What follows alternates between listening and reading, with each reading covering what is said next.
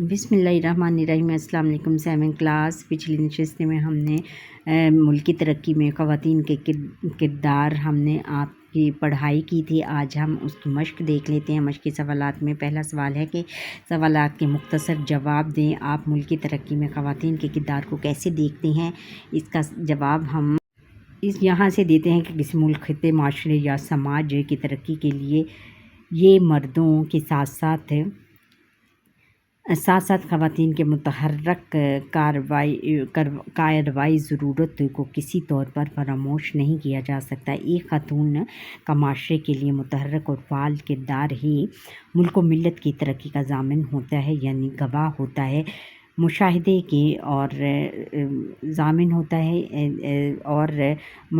اور تجربے کی بنیاد پر یہ بات سامنے آتی ہے کہ جہاں جہاں خواتین نے مردوں کے ساتھ شانہ بشانہ یعنی ان کے ساتھ ساتھ ملکی ترقی میں کردار ادا کیا، ان معاشروں میں ترقی کی رفتار تیز ہوتی چلی گئی۔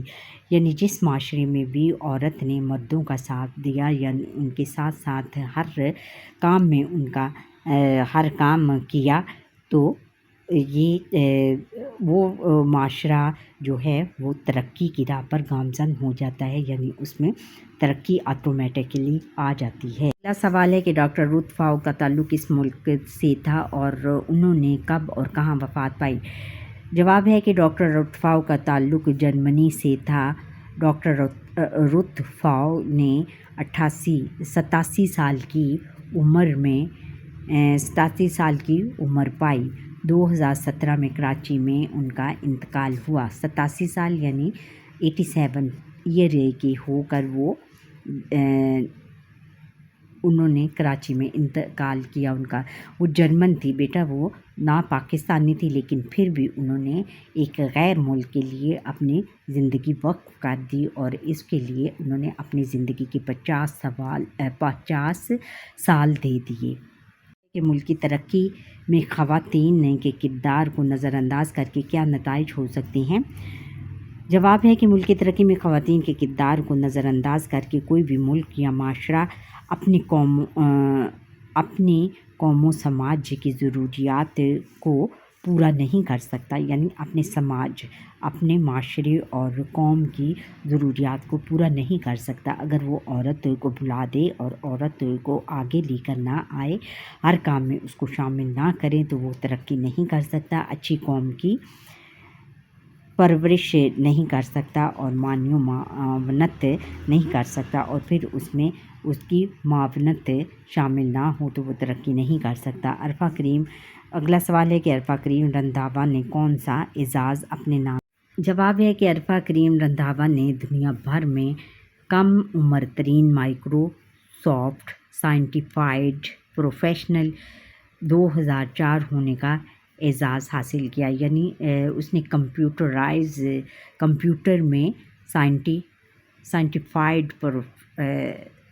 سرٹیفائیڈ پروفیشنل، یعنی جس کو سرٹیفکیٹ دیا گیا، پروفیشنل سرٹیفکیٹ دیا گیا ہو، یعنی جس کا یہ شعبے سے تعلق رکھنے والے کو جو سرٹیفکیٹ دیا جاتا ہے اس میں اس کا تعلق تھا اور اس کا اعزاز دیا گیا، پروفیشنل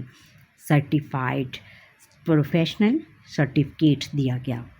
پھر اگلا سوال ہے کہ سبق میں خواتین کے کام کرنے کے حوالے سے کن شعبوں کا ذکر ہے، نام لکھیں۔ جواب ہے کہ کوپیمائی، پھر ہے انفارمیشن ٹیکنالوجی، ہوا بازی کس کو کہتے ہیں؟ پیراٹروپرس کو کہتے ہیں۔ پھر سماجی خدمت یعنی لوگوں کی خدمت کرنا۔ طب کس کو کہتے ہیں؟ ڈاکٹرز وغیرہ کو کہتے ہیں جو ڈاکٹری کا علاج کرتے ہیں۔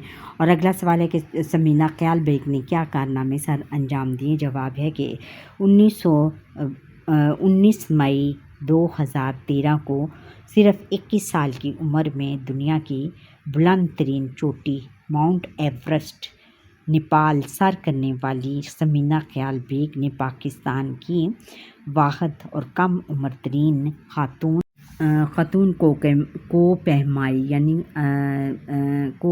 یعنی پہاڑ کو سار کرنے والی یعنی پہاڑ پر چڑھنے والی جو کا اعزاز حاصل کیا، وہ کیا تھی؟ وہ 22 جولائی میں دنیا کی دوسری بلند ترین چوٹی بلند ترین چوٹی اور خطرناک چوٹی کے اور بلند ترین چوٹی اور کیٹو سر کرنے والی یہ قابل فخر بیٹی 2013 سے 2022 کے درمیان 7 سمٹ دنیا کی بلند و بالا چوٹیوں پر اپنے قدموں کے نشان ثبت کر چکی ہیں، اپنے قدموں کے نشان لگا چکی ہیں، یعنی وہاں پر چڑھ چکی ہیں، لیکن ان میں کوئی سبز ہلالی پرچم حملے کو بلند و بالا بلندیوں پر لہرانے کا شوق کم ہونا دکھائی نہیں دیتا۔ قوم وطن کی اس بیٹی کے جذبوں کو سلام پیش کرتی ہے، یعنی اگر انہوں نے ماؤنٹ ایورسٹ اور کیٹو وغیرہ کو سر کیا ہے تو آگے اس کے پیچھے بہت ساری اور خواتین بھی آ رہی ہیں جنہوں نے کہ بلند و بالا چوٹیاں سر کی ہیں، اور ہم ان کی ان جذبوں اور خدمتوں کو سلام پیش کرتے ہیں، ان کو بہت زیادہ سراہتے ہیں اور ان کی تعریف کرتے ہیں۔